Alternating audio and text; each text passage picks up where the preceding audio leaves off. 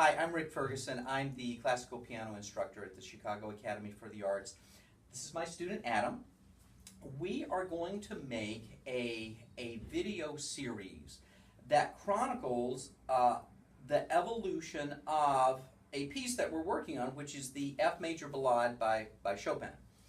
Adam absolutely loves the music of Chopin, and I think we've decided that we really want to invest some time and energy in this piece. So we've been talking a little bit about the ballade as a form. Adam, what are a couple of the things that we've been talking about, keeping in mind this is a very, very new piece. So this is a piece that Adam has only had for a very brief time, and so we're at the very beginning parts of our understanding of it, right? So what have we discussed so far about this piece, but about ballades in general? I know what we discussed is that it's based on the writing form of a ballade. Mm-hmm.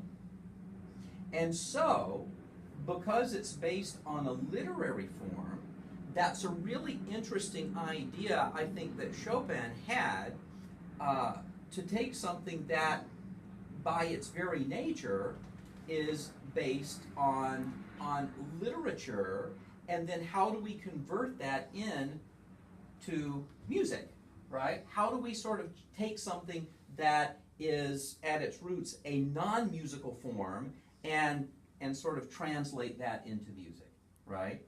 And so the fun thing about that is that while there's really no specific program to the music nevertheless sort of begs for some kind of program, some kind of narrative going on, right? And so as a part of our investigative work, what we're doing is figuring out perhaps our own story behind the piece, right? Okay, in very large terms, what kind of material has Chopin given us in this ballade to create the idea of some kind of narrative or some kind of contrast going on in the piece? What do you think? Well, there's a massive contrast between the first part of it, which is very quiet, sort of gondola. All right, let's hear maybe 8 measures or so of this first section. Let's see what that sounds like.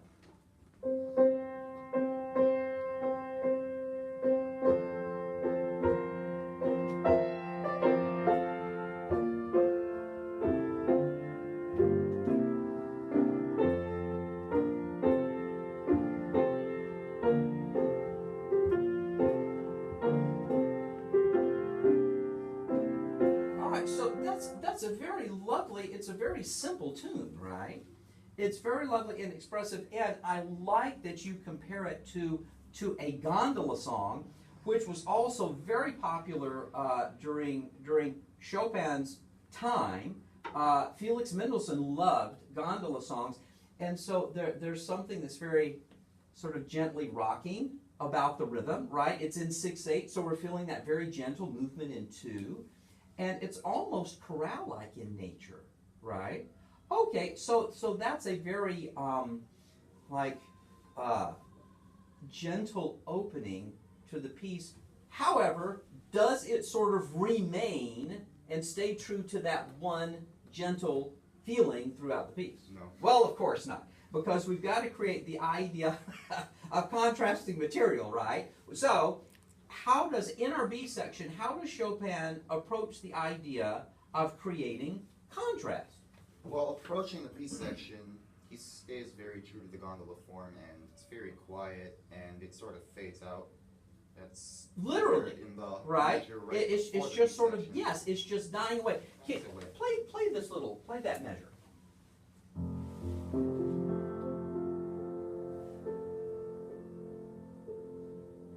So it literally dies away, and then all of a sudden, what happens? This.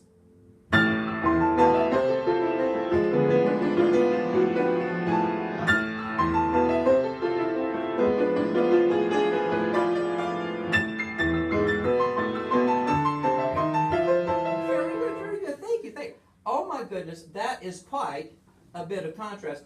So if I'm sitting in that gondola, right, I'm going to be running for cover immediately, right? Okay, so what we're doing is talking in very large terms right now about the basic elements that constitute this, and the idea in big picture terms of contrast existing.